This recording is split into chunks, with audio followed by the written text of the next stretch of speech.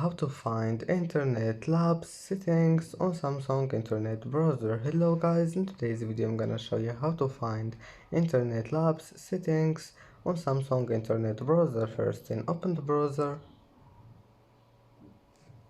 and then click these three lines here in the bottom corner, and after you click on it, click settings and scroll down until you find